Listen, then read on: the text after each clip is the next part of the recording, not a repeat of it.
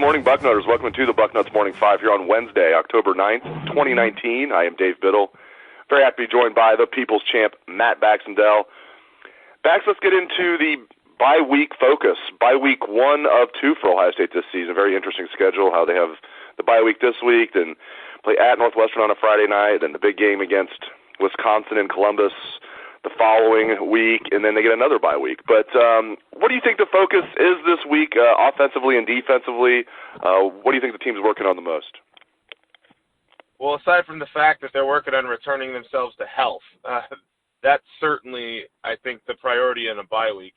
We saw Brandon Bowen limping off the field after not really playing against Nebraska, and I think there's a lot of wounded guys that they're going to definitely be working on getting healthy. But as for schematically, I don't know how much you can improve. I think what they're going to be doing is a lot of scouting.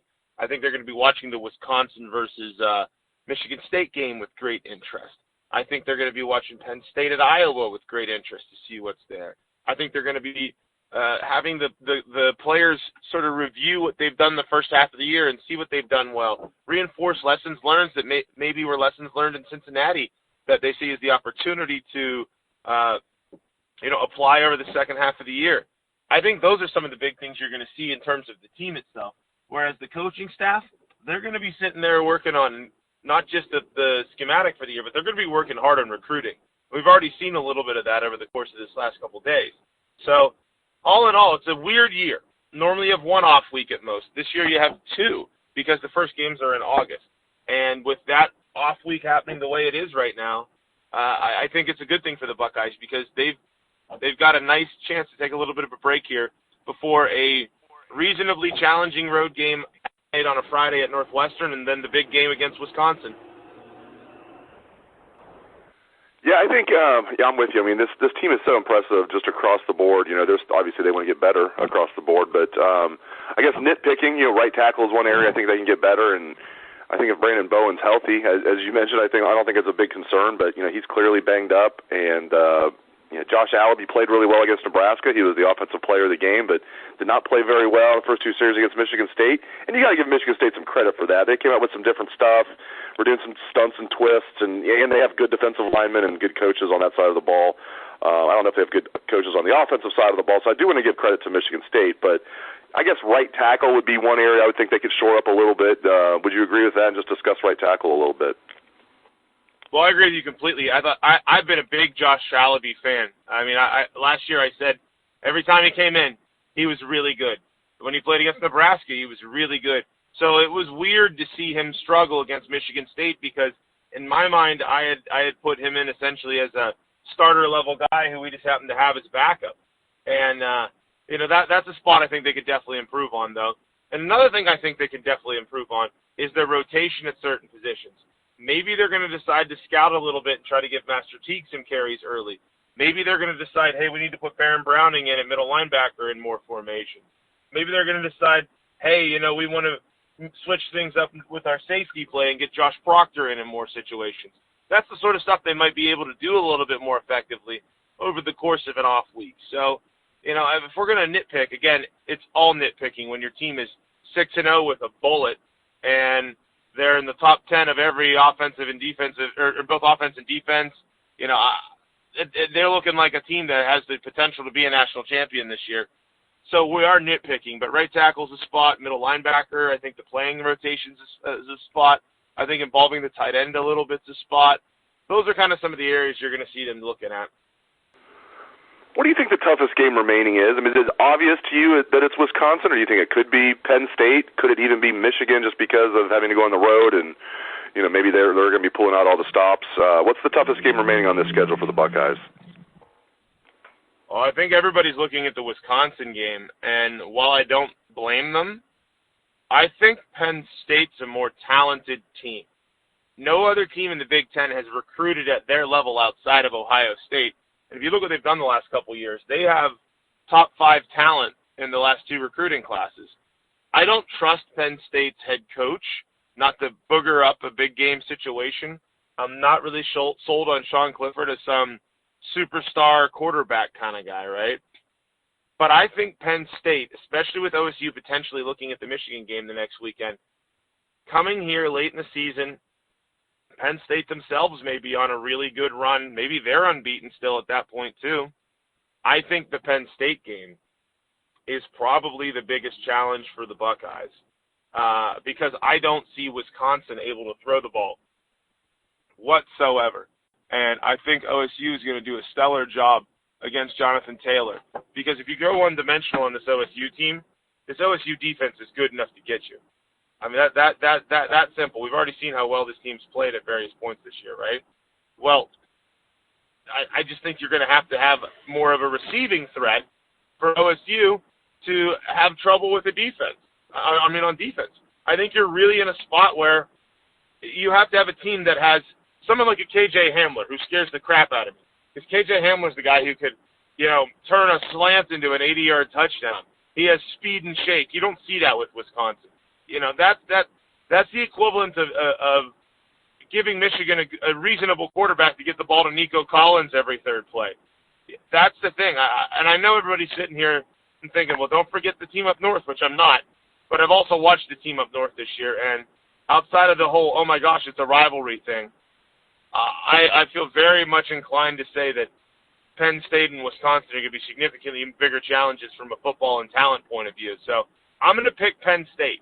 I'm kind of watching that game out of the corner of my eye right now. And like I said earlier, that game for Penn State at Iowa this weekend is going to be very telling. If the Nits go out and deck them, then we may have a real interesting game on our hands.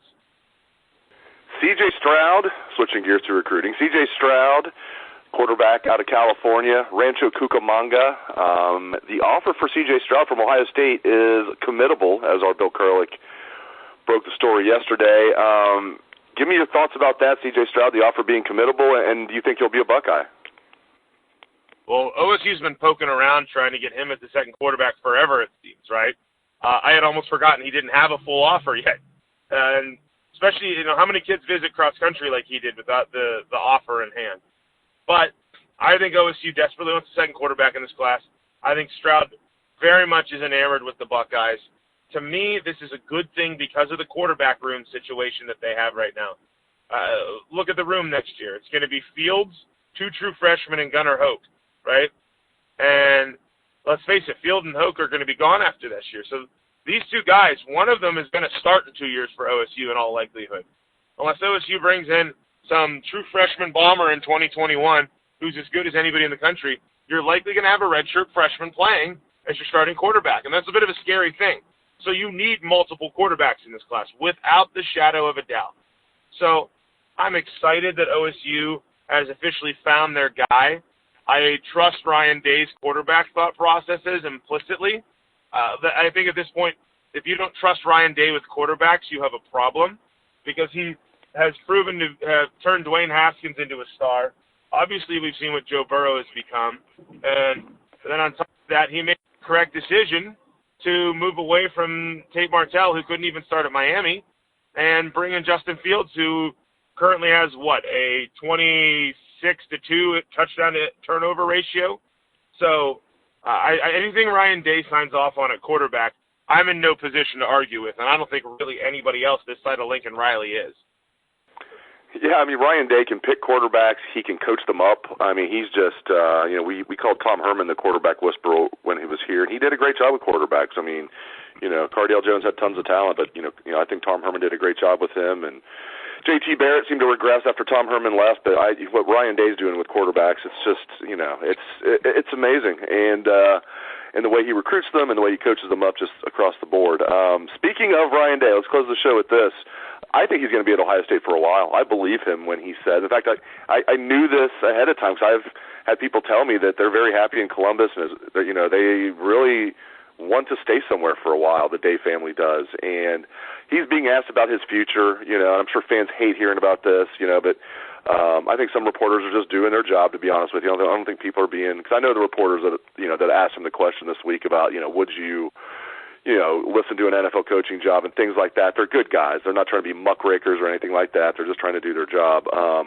But my opinion, Bax, is that Ryan Day is going to be here for a while. Now, if Bill Belichick retires and the New England Patriots throw $10 million at him, who knows? But that's not going to happen.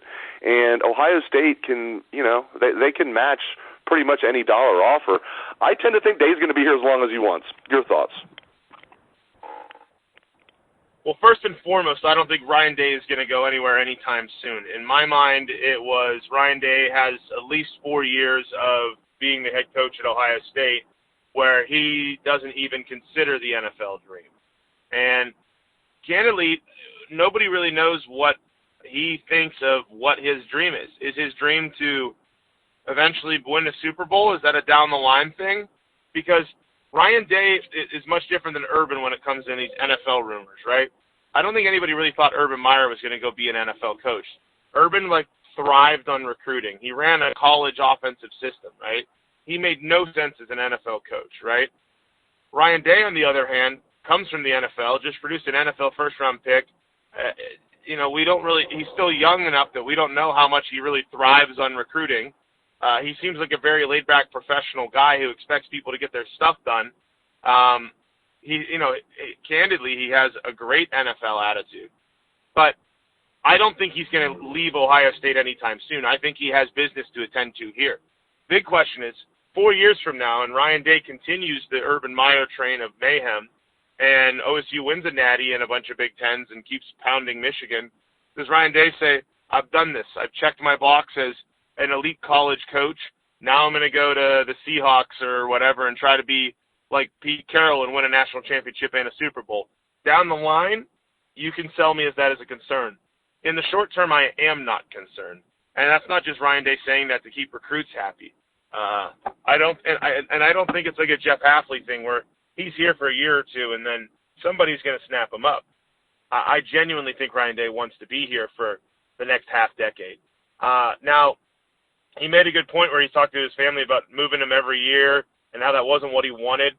Well, if he really wants stability, Ryan Day won't go because Ryan Day's. I think he has the hallmarks of being the kind of guy who's going to go on a very long, successful run here. You're seeing it with recruiting for next year already. The classes that Urban didn't have anything to do with. Ryan Day is now he's a very lucky guy that Ohio is in the shape it's in. It's amazing how good Ohio's class is next year. But he's also putting together an awesome recruiting class just in general for next year. And it's not just Ohio kids that are all over OSU. Ryan Day is showing left and right that he is an elite college head coach. And if Ryan Day really doesn't want his family to move, then he'll be here for 10 years. He'll be a guy who is an Urban or a Trestle length kind of guy. But you never know.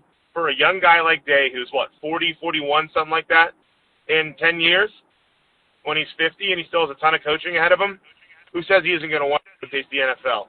Because almost every one of these big-time coaches has done it once in their life. Saban, Spurrier. I mean, those are the guys who, no matter how good they are as college coaches, at some point think that they can do it at the pro level. And everybody in the back of their mind thinks about being Pete Carroll and winning national championships and winning Super Bowl.